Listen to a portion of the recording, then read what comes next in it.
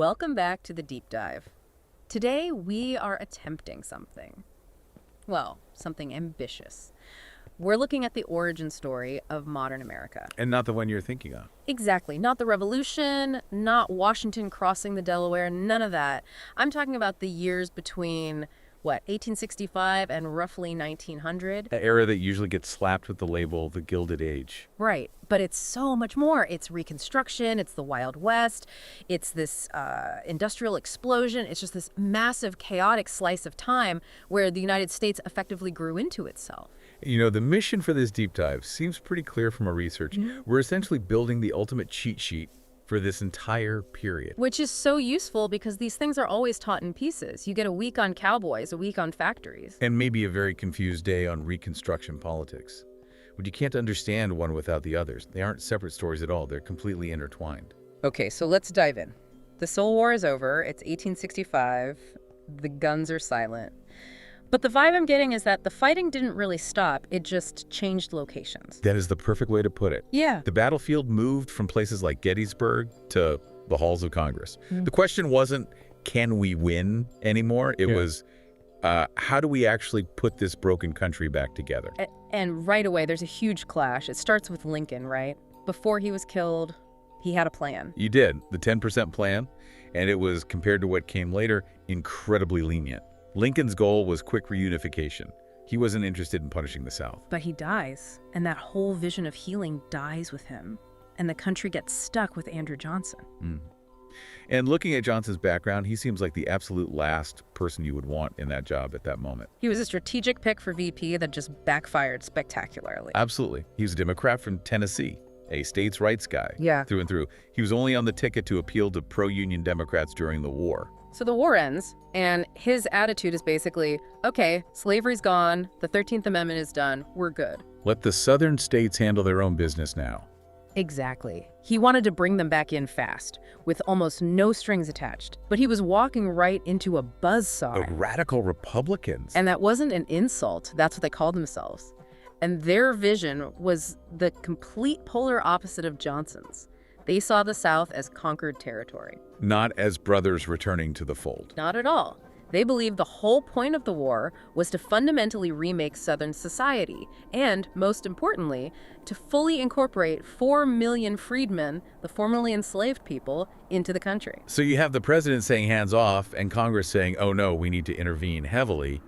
It sounds like a mess. It was total gridlock. Congress would pass something vital like the Freedmen's Bureau to help refugees or a Civil Rights Act. And Johnson would veto it? Claiming federal overreach. And then, and this is so rare in American history, Congress would just override his veto over and over again. It got so bad they actually set a trap for him, didn't they? With the Tenure of Office Act. It was a complete setup. The law said the president couldn't fire his own cabinet members without the Senate's approval. They knew Johnson hated his Secretary of War, Edwin Stanton, who was their ally. Johnson takes the bait, fires him anyway to prove a point about executive power. Boom! Impeachment. He survived by one vote. One single vote. It's just incredible. But while all that DC drama is happening, we do get the big 3 amendments. For any test review, these are non-negotiable. Okay, let's run through them. The 13th, we know. Abolish slavery. Done. Then the 14th. This is the real heavy hitter. It establishes birthright citizenship and guarantees equal protection under the law. It was a direct shot at the old Dred Scott decision. And then the 15th Amendment is about voting. Right. It says you can't deny the vote based on race, color, or previous condition of servitude. On paper, these 3 amendments totally changed the Constitution. On paper being the key phrase. Because the tragedy here is how fast Southern society created workarounds. For every federal law, there was a local loophole. The backlash was immediate. You get black codes. These were state laws designed to keep freedmen poor and powerless. Things like, if you were found unemployed, you could be arrested and leased out to a plantation. So slavery by another name. Effectively. And economically, it was just as bad. We have to talk about sharecropping. Okay, so walk me through this. You're a freedman, you have nothing, no land, no money. What do? A white landowner gives you a plot of land to farm. In exchange, you owe him a share of your crop at the end of the year, usually half. That doesn't sound terrible on the surface. But here's the trap. You have to buy your seeds, your tools, your food, all on credit from the landowner's store. At insane prices. By the end of the year, Your debt is always bigger than the value of your crop. So you can never leave. You're trapped in a cycle of debt. Perpetual debt. And if you tried to get out of that system or, God forbid, tried to vote, that's when the violence started. This is where the Ku Klux Klan comes from. Nathan Bedford Forrest. And other groups like the Red Shirts. They used pure terrorism to stop black voting and restore the old social order. And eventually, the North just gets tired of it all. They do. Reconstruction was expensive, it was messy, and the North was getting excited about its own industrial boom. This all comes to a head with the Compromise of 1877, the end of the line. That was the disputed election, right? A backroom deal. The ultimate backroom deal. The Republicans get to keep the White House with President Hayes. In exchange, they agree to pull all the remaining federal troops out of the South. And once the troops leave, the Redeemers, the white Southern Democrats, are back in charge, and federal protection for freedmen is just gone. It evaporates. And that leads directly to the Jim Crow era. The final legal nail in the coffin is the Supreme Court case, Plessy v. Ferguson. The infamous separate but equal. Which was always separate and never ever equal. So in this hostile new world, you see two major thinkers in the black community emerge with two very different plans for survival. This is the big one. Booker T. Washington versus W.E.B. Du Bois. A classic debate. And it's so important to understand, they both wanted the same thing, equality. They just had completely different roadmaps. So let's start with Washington. He was born into slavery. He was the pragmatist. He was an accommodationist. His Atlanta Compromise speech basically argued that fighting for political rights right now was a losing battle that would only lead to more violence. His focus was on economics. Exactly. Vocational education. Learn a trade, become a skilled farmer, a mechanic. That was the whole point of his Tuskegee Institute. His argument was, make yourself economically indispensable to the white South. Prove your value, and social equality will eventually follow. Cast down your bucket where you are. That was his famous line. Patience and hard work. But then you have W.E.B. Du Bois, and he had a totally different background. Born free in Massachusetts, a PhD from Harvard. And he looked at Washington's plan and said, absolutely not. He said it was a path to permanent second-class citizenship. Du Bois argued that you can't have economic power without political power. How do you protect your property if you can't vote? He demanded equality, and he demanded it now. This is where his idea of the talented 10th comes from. The idea that the top 10% of educated African Americans had a duty to lead the race and fight for full civil rights. It's why he helped found the NAACP. So Washington is the builder, working inside the system. Du Bois is the activist, demanding the system change. It's a fantastic summary of the two positions. Okay, so let's shift gears. While the South is locked in all this, the North is just exploding. We're in the Gilded Age proper. Yeah, it's a total transformation. And the key is a shift to what economists call capital goods. Meaning? We're not just making clothes and shoes anymore. We're making the stuff that makes other stuff. Steel for railroads and skyscrapers, oil for lamps and machinery, heavy industrial equipment. And this is where we get the titans. Carnegie, Rockefeller, the names we still see everywhere. And the sources highlight two business strategies they perfected: vertical and horizontal integration. And it's crucial to get these straight. Good, because I always get them mixed up. Let's start with vertical. Okay, think of vertical integration as wanting to control the entire process. You don't want to pay a middleman for anything. The classic example is Gustavus Swift and meatpacking. He didn't just sell meat. No, he realized shipping live cattle from the West was incredibly inefficient. So he thought, what if we slaughter them in Chicago and just ship the meat? To do that, he had to invent the refrigerated rail car. Wow. But he didn't stop there. He owned the stockyards, the slaughterhouses, the refrigerated cars, the warehouses, from the cow in the field to the butcher shop in New York.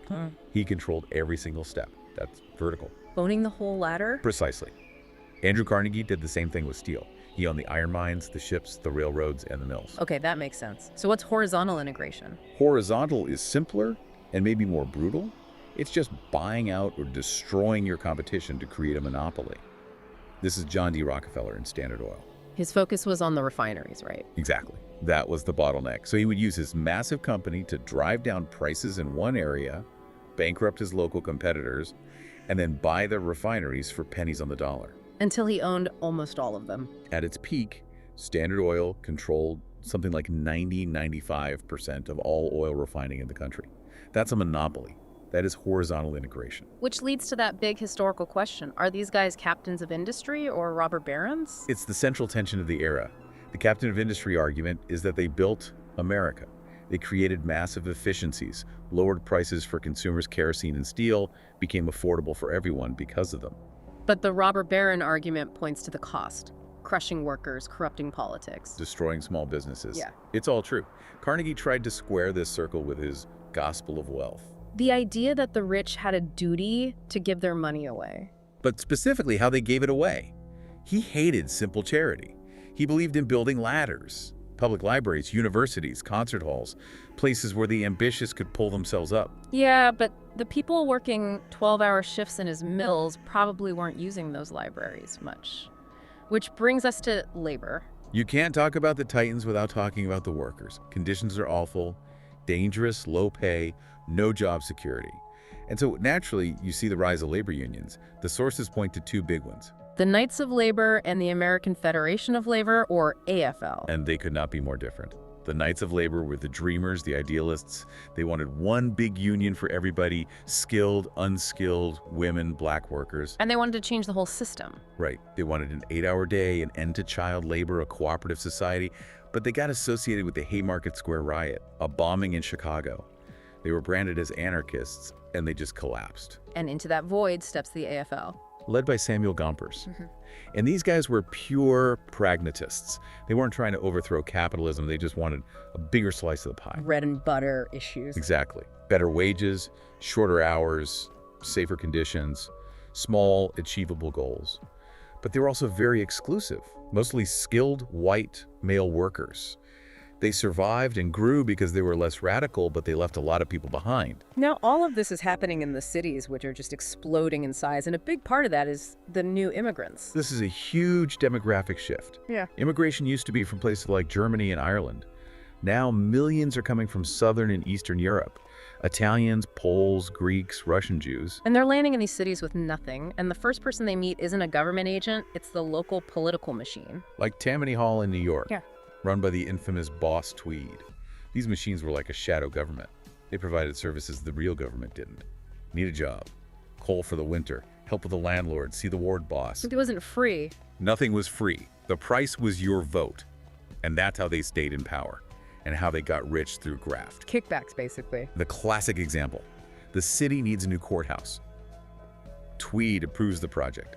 The builder charges the city, say, $10 million for a $2 million job. And then Tweed and his friends pocket the $8 million difference. And the guy who finally took him down wasn't a prosecutor, but a cartoonist. Thomas Nast. His cartoons in Harper's Weekly were devastating.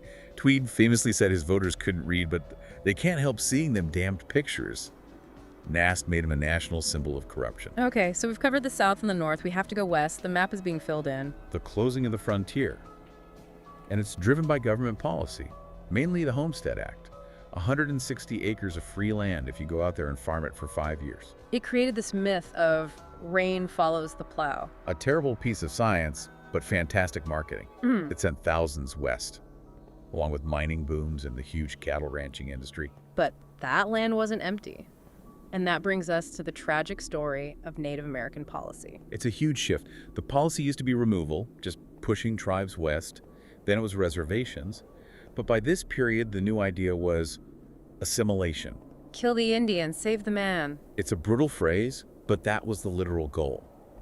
Erase tribal culture. And the main tool for that was the Dawes Act. How did it work? It broke up the communal tribal lands. Land that was owned by the whole tribe was chopped up into 160-acre plots and given to individual families, trying to force them to become American-style farmers. And the land that was left over. That's the cruelest part. The so-called surplus land was sold off to white settlers. Tribes lost millions and millions of acres. That, plus the boarding schools that forbade native languages. It was a systematic attempt to destroy a culture. It all brings us back to that name for the era, the Gilded Age, coined by Mark Twain. And it's the perfect metaphor. Something that's gilded isn't solid gold. It's a thin, shiny layer of gold painted over something cheap or even rotten underneath. So the gold is the railroads, the skyscrapers, the new inventions. And the rot underneath is the failure of Reconstruction, the poverty of the slums, the political corruption, and the destruction of native cultures. And the real insight here is how it's all one system. You got it. The industrial North needed the raw materials from the West and the cheap labor and cotton from the South. The whole machine was interconnected. So to wrap this all up, here's the final thought for you to chew on. So much of the foundation of the country we live in today, our economy, our cities, our universities, was built in this period. But the question this era forces us to ask is, do the ends justify the means? Does the existence of a great public library system justify how the workers who built that fortune were treated? Does the cheap energy that powered our growth justify the ruthless monopoly that created it? It's really a question about the price of progress. Who pays that price and who gets the rewards? It's a question we're still wrestling with today. And on that note, class dismissed. Thanks for diving in with us. See you next time.